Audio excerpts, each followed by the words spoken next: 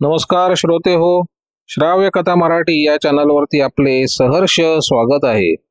श्रोते हो, श्राव्य कथा मराठी या चॅनलवरती मी सध्या आपल्याला सुप्रसिद्ध रहस्य कथाकार श्री बाबूराव अर्नाळकर यांनी लिहिलेल्या विविध थरारक कथा सादर करत आहे. या सिरीजमध्ये मी आपल्याला आता बाबूराव अर्नाळकर यांनी लिहिलेली आणि मनोरमा प्रकाशन यांनी पुनर्मुद्रित केलेली कथा अफलातून झुंजार ही सादर करत आहे. या कथेचा भाग पहिला. 5व्या मजल्यावरून खाली पडून ठार होणारा माणूस पाहणे ही काही फारशी चांगली गोष्ट नव्हती आणि खाली कोसळताना त्यानं घाबरून फोडलेली किंकाळी ऐकणं ही अतिशय वाईटच होतं. झुंजार झोपण्यापूर्वी शेवटची सिगरेट ओढण्यासाठी झुंजार महालाच्या 5व्या मजल्यावरच्या गच्चीत आपल्या राजमहालासमोरच्या बागेत उभा असताना त्यानं हा अनपेक्षित दुर्दैवी प्रकार पाहिला होता. त्यावेळी तो त्या भयानक मृत्यूबद्दल अर्थातच विचार करत नव्हता. तो थकलेला होता आणि मुंबईला कंटाळलेला होता. आपण बंगलोर येथे जावे असं विजयाने सुचवलं होतं आणि गच्चीच्या धक्क्याजवळ उभं राहून आळसावलेल्या नजरेने खालच्या रस्त्यावरील रहदारीकडे पाहणारा झुंजार विजयाच्या सूचनेबद्दल विचार करत होता. मध्यरात्र नुकतीच उलटली होती आणि तो मरीन ड्राईव्हचा भाग अद्याप झोपलेला नव्हता.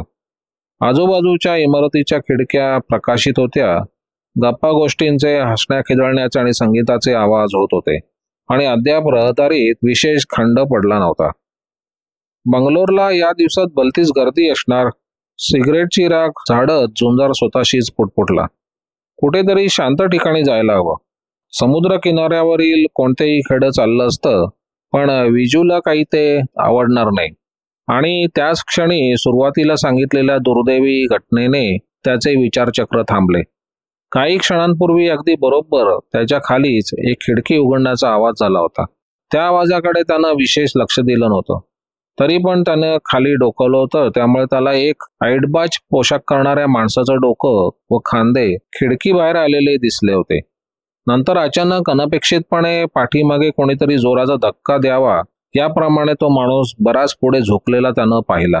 त्या माणसाचा तोल गेला आणि भयानक किंकाळी फोडत तो डोकं खाली आणि पायवर अशा अवस्थेत वेगानं खाली कोसळला. झुंजार जमिनीला खिळावे त्याप्रमाणे उभा राहिला. आता हातपाय जोरानं हलवणाऱ्या आणि खाली कोसळणाऱ्या माणसावरून त्याला आपली नजर दूर करणे शक्य झाले नाही. तो मानवी देह इतक्या उंचीवरून जमिनीवर जोरात आदळण्याचा जो आवाज झाला तो अंगावर शहारे आणणारा होता आणि झुंजारने तोंड वेडेवाकडे करीत बाजूला मान वळवले होते.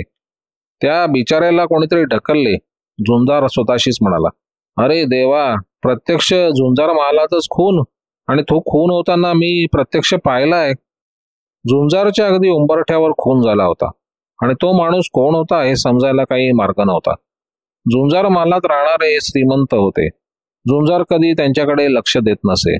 झुंजार महालाची सर्व व्यवस्था त्याचा कारभारी मनमोहन पाहत असे.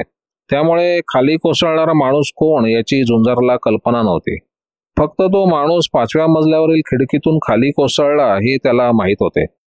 हे सर्व विचार विद्युत गतीने झुंजारच्या मनातून आले होते. ती दुर्दैवी घटना घडल्यानंतर फारच थोडा वेळ निघून गेला होता आणि त्या खाली पडलेल्या माणसाकडे कोणी धावले नव्हते. तो माणूस झुंजार महालाच्या पुढल्या अंगणात मुख्य प्रवेशद्वारापासून अगदी जवळ पडला होता.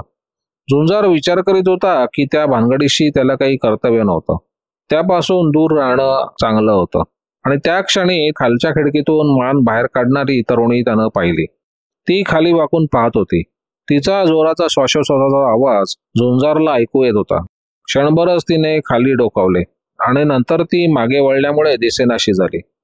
एका तरुणीनं त्या माणसाला खाली ढकलले होते, तर आपला पूर्वीचा बेत बदलून झुंजार मागे का वळला हे त्याचं त्यालाही कळलं नाही.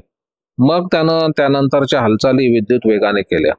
तो बागेतून धावत आपल्या पुढल्या दिवाणखान्यात गेला आणि पलीकडच्या टोकाला असलेल्या आपल्या खाजगी लिफ्टकडे न जाता तो जवळच्या जिन्यानं खालच्या मजल्यावर आला आणि त्याला त्या मजल्याच्या मुख्य जिन्याच्या रोखानं धावत सुटलेली एक सुंदर तरुणी दिसली. त्या दोघांशिवाय त्या मजल्यावर कोणीच हालचाल करीत नव्हतं. त्या 5व्या मजल्यावर कसलीच गडबड नव्हती. ए जरा थांब, आणि जणू काय एखाद्या भिंतीवर आदळल्याप्रमाणे ती तरुणी थांबली. तिची चर्या उतरलेली होती. डोळे घाबरलेले होते. मंत्रमुग्ध बनलेल्या शशानं त्याला अडवणाऱ्या एखाद्या शिकारी कुत्र्याकडे पाहावं त्याप्रमाणे ती झुंजारकडे पाहत होती आणि पायापासून डोक्यापर्यंत थरथर कापत होती. तू त्याचा खून का केलास? झुंजारनं सरळ विचारलं. त्याचा खून? ती अगदी हलक्या आवाजात म्हणाली. मी केला नाही. काय घडलंय मला माहित नाही. मी त्याचा खून नाही केला. मी किंकाळी ऐकली आणि त्या जागेत तुझ्याबरोबर आणखीन कोण होतं? कोणीच नाही. हे बघ, झुंजार दरडावणीच्या स्वरात म्हणाला. अहो, मी अगदी खरं सांगते. त्या लिंगराज शिवाय दुसरं कोणी नव्हतं, ती जोरात म्हणाली. त्याचा तोल गेला असणार. मी जेव्हा पुन्हा त्या खोलीत गेले तेव्हा तो तिथे दिसला नाही म्हणून मी खिडकीकडे धावले. तर मग तू त्यापूर्वी कुठे होतीस? त्यापूर्वी मला माहित नाही. म्हणजे मी मी मी बाथरूम मध्ये गेली होती, ती म्हणाली. तिनं आता स्वतःला बरंच सावरलं होतं. तिच्या तोंडावर थोडा तजेला दिसू लागला होता. ती पुढे म्हणाली. मी किंकाळी ऐकली आणि धावत त्या खोलीत गेले तर तो तिथे नव्हता. मला खिडकी उघडी दिसली आणि मी जवळ जाऊन जेव्हा खाली डोकावले तेव्हा तिने अंगावर शहारे देत आपलं बोलणं अर्धवट सोडलं आणि झुंजारने विचारलं. तुला त्या खोलीत दुसरं कोणी दिसलं नाही? कसं दिसणार? कोणीच नव्हतं तिथे. झुंजार त्वरेने विचार करत होता. कोणत्या क्षणी तिथे कोणी येण्याचा संभव होता आणि त्या मुलीला मदतीची आवश्यकता होती. त्याला तो भयानक प्रकार आठवत होता. तो लिंगराज कोणी असो, पण तो काही तोल गेल्यामुळे खाली कोसळलेला नव्हता. मला समजत नाही, लिंगराज तसे खाली कसे कोसळले? ती घाबरलेल्या नजरेने झुंजारकडे पाहत हलक्या आवाजात म्हणाली. पण तुम्ही कोण? तुम्ही मला का अडवलंय? मला इथून पण जायचंय. मी काही केलेलं नाही. झुंजारचे डोळे तिचे निरीक्षण करत होते. ती मध्यम उंचीची होती आणि तिची आकृती रेखीव होती. तिचा पेहराव रेशमी होता. चेहरा लंबगोल आणि नाजूक होता. ती घरंदाज आणि सुसंस्कृत होती यात शंका नव्हती. झुंजारनं निर्णय घेतला आणि तो म्हणाला. तू माझ्याबरोबर चल. आता तू घाबरू नकोस, बोलू नकोस. तू आधीच भरपूर संकटात अडकली आहेस. त्यानं तिचा हात धरला आणि तिला पाठीमागल्या जिन्यानं वरच्या स्वतःच्या जागेत नेले. त्यानं दिवाणखान्यात पाय ठेवला आणि तो थबकला. तिथं कोणी नसणार अशी त्याची कल्पना होती, पण विजया तिथे होती आणि ती संशयाने त्याच्याकडे पाहत होती. माझी कल्पना होती की तुला झोप लागलीये, तो कपाळावर आठ्या चढवीत म्हणाला. विजयाने उत्तर दिलं नाही. तिने झुंजारबरोबर असलेल्या तरुणीकडे पाहिलं आणि मान हलवत पुन्हा झुंजारवर आपली संशयी नजर रोखली. झुंजारनं त्या मुलीला तिथल्या एका आराम खुर्चीवर बसवलं. नंतर कपाट उघडून एका छोट्या ग्लासमध्ये थोडी ब्रँडी ओतली आणि तो ग्लास तिच्या पुढे करत तो म्हणाला. हे घे. ते तिने घेतले नाही. ती आता हुंदके देत होती. तिच्याने बोलवत नव्हते. झुंजारने तो ग्लास तिच्या जवळच्या छोट्या टेबलावर ठेवला आणि विजयकडे वळून म्हणाला. या प्रकरणात काहीतरी लबाडी आहे, पण हिने त्याचा खून केला असं मला वाटत नाही. खून? कोणाचा? विजयने दचकून विचारलं. तसला प्रकार असला असं मला वाटलं नव्हतं. ही सापडली कुठे तुम्हाला? हे बघ विजू, ही मुलगी संकटात आहे, झुंजार म्हणाला. ही कोण आहे ते तुला माहित नसेलच. नाही, पण तुमची आणि तिची मात्र चांगली गट्टी दिसतीये, विजया म्हणाली. हे बघ, आज रात्रीपूर्वी मी हिला कधी बघितली नव्हती, पण मी वर्तमानपत्र व्यवस्थित वाचत असतो. ही श्रीमंत विजापूरकरांची छोटी कन्या छाया. खरं की काय? पण तुम्हाला ही कुठे सापडली? खालच्या मजल्यावर राहणाऱ्या लिंगराज नावाच्या माणसाच्या जागेतून ही नुकतीच बाहेर पडली आणि त्याच्या 2 मिनिटांआधी तो लिंगराज त्याच्या बैठकीच्या खोलीच्या खिडकीतून खाली कोसळलाय. अरे देवा! आणि विजू, त्या माणसाला पाठीमागून ढकलण्यात आलं होतं. मी गच्चीवर उभा होतो तेव्हा हा प्रकार पाहिला आणि ही म्हणते की आपल्याशिवाय त्याच्याबरोबर दुसरं कोणी नव्हतं. म्हणजे हिनेच? ही म्हणते की आपण बाथरूम मध्ये होतो. किंकाळी ऐकून बाहेर आलो तेव्हा बैठकीच्या खोलीत कोणीच नव्हतं. तो लिंगराजही तिथे नव्हता आणि त्या माणसाला कोणीतरी खिडकीतून ढकललं, हे मी शपथेवर सांगतो. विजू, तू हिचे डोळे बघितलेस काय? हिचे डोळे? विजयाने आश्चर्याने विचारलं. बरोबर, तुला हे पाहण्याची संधी मिळाली नाही, पण मी ते पाहिले आहेत. तिला काहीतरी अंमली पदार्थाची चटक लागली आहे. ही 18-19 वर्षाची असणार तेव्हा हिला सवय नुकतीच जडली असावी. असल्या चांगल्या मुली वाईट मार्गांकडे जावंय हे मला काही आवडत नाही. विजयाची चर्या गंभीर बनली. ती त्या मुलीजवळ गेली. तिने तो ग्लास उचलून तिला त्यातील पेय पाजले आणि ती तिच्या पाठीवरून हात फिरवत म्हणाली. आता तुला जरा बरं वाटेल. ते जळजळीत पेय पोटात गेल्यामुळे त्या मुलीला जरा हुशारी वाटली. तिनं विजयकडे पाहत विचारलं, आपण कोण? आपण मला मदत का करत आहात? मला इथून फक्त पळून जायचंय. तू इथून फार दूर जाऊ शकली नसतीस. एक माणूस खाली कोसळून ठार झालाय. सध्याच्या तुझ्या अवस्थेत कोणाचंही लक्ष तुझ्याकडे गेलं असतं. तू मोठ्या संकटात सापडली असतीस म्हणून मी इथे तुला आणलेलं आहे, झुंजार म्हणाला. यांचं नाव झुंजार आणि छाया मी यांची बायको विजया. आम्ही इथेच राहतो, विजया म्हणाली. पण मी कोण आहे तुम्हाला कसं काय समजलं? तुझे आम्ही वर्तमानपत्रात फोटो पाहिले आहेत. तुझ्यासारख्या मुलीचा फोटो कोणाच्याही लक्षात राहील, झुंजार म्हणाला. पण मी त्याला ठार नाही केलं आणि त्याचा खून झाला असं तुम्ही का म्हणताय? झुंजार काही बोलण्यापूर्वी टेलिफोनची घंटी वाजली. तळमजल्यावरील पहारेकरी साबाजी यानं फोन केला होता. मालक, गडबड झालीये, साबाजी उत्तेजित स्वरात म्हणाला. आपल्या इमारतीत राहणारे लिंगराज त्यांच्या खिडकीतून खाली कोसळलेत. मनमोहन इथे आहेत, 2 पोलिसही आलेले आहेत. ॲम्ब्युलन्स बोलवली आहे. साबाजी, हे असे अपघात घडतातच, पण तो खाली पडलेला माणूस मेला तर नाही ना? झुंजाराने विचारलं. मालक, ते तर ठार झालेत. रस्त्यावरील माणसांनी त्यांना खाली कोसळताना पाहिलेलं आहे. हे बघ, मी लगेच खाली येतो, पण कोणाला वर मात्र पाठवू नकोस. तुझी मालकीण झोपली आहे, तिची झोपमोड होता कामा नये. झुंजारनं रिसिव्हर खाली ठेवला आणि तो छायाकडे वळून म्हणाला, तुझा तो मित्र ठार झालाय, पण तू त्याला ठार केलेस असं मला वाटत नाही. आता मला सत्य हवंय. तू त्याच्याकडे कधी आली होतीस? हे घडण्याच्या 1-2 मिनिटं आधी. तू लिफ्टने आलीस? नाही, मी जिन्याने वर आली होते. तू जिने चढून 5व्या मजल्यावर आलीस? होय, माझ्याकडे कोणाचंही लक्ष जाऊ नये अशी माझी इच्छा होती. तुम्ही माझ्याबद्दल भलताच गैरसमज करू नका. तो लिंगराज माझ्या ओळखीचा नव्हता.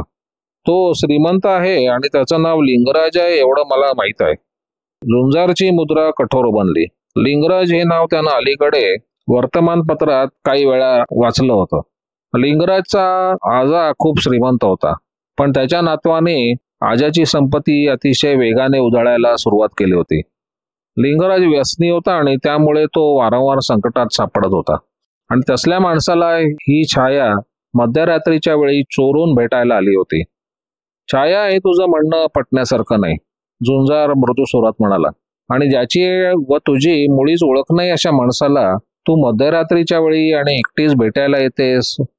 मला तसे कारण होते, ती म्हणाली. पण तुम्हाला हे विचारण्याचा अधिकार काय? तुम्ही कोण आहे मला माहीत नाही. मी निघते आता. तुझी इच्छा असली तर तू जा.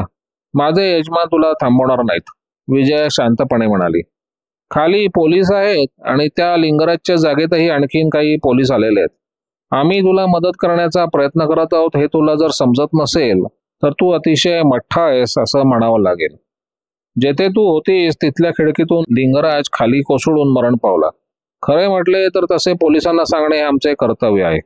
मी सुद्धा तेच म्हणते. तुम्ही तसे न करता मला इथे का आणलेत?